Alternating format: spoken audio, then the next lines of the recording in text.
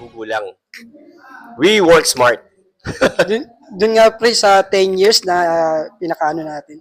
Nakakatuwa kasi pre, yung mga first batch na na-handle ko rito, mga professionals na rin ngayon. Oo. Diba, yung iba karamihan education din ang kinuha. Yung mga, di ba, itong school, ito lang, nagpa-tarpaulin si sir ng mga board passers na graduate ng Kaibigan National High School. Nakakatuwa kasi na may mga naging, di ba, may na-develop, May mga product na tayo. Na talagang kahit pa paano, sinundan nga yung track natin, di ba? Parang at least meron tayong something na naging na-impart sa kanila pare. Nung mga unang taon ko para sa pagtuturo, may share ko lang, no? Siguro nasa sa unang 5 taon ng teaching experience ko, medyo bata-bata pa, syempre. May nakita na akong mga estudyante ko noon na successful na sila agad. Na nakita ko na nasa ibang bansa sila. Sa isang banda, nainggit ako na sila dati ko silang estudyante.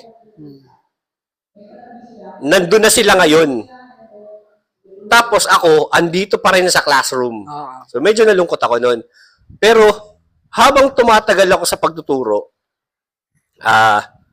na-realize ko na tama yung sinabi nung principal namin dati na hindi dapat ganoon ang maramdaman mo. Dapat maging masaya ka kasi part ka nung naging successful nila. Yung success nila, parte ka nun. Kaya ngayon, sa tuwing may makikita akong estudyante na maayos ang kalagayan niya, masaya na ako. Natutuwa na ako sa kanila na ganun nga, ang ganda ng buhay nila. At higit sa lahat, kilala ka nila. Na sir pa rin ang tawag sa'yo.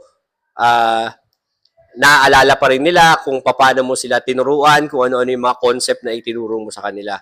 So, yun lang, talagang yun. Yun yung sinasabing priceless na premyo ng teacher sa pagiging teacher. Yung mabati ka nila na pag nasalubong ka nila, uy, nakakatuwa na, kilala ka pa pala na itong mga bata na ito. Kahit ako, pre, yung mga naging estudyante ko dito sa mga private school, mga abroad na eh. Oo. Gaganda na ng buhay. Na doon na pabalik-balik na lang sa abroad. Di ba? Nakakatuwa lang isipin na ang ganda. Ganun, yung hindi na sayang mga kahit papaano may na-share tayo sa kanila.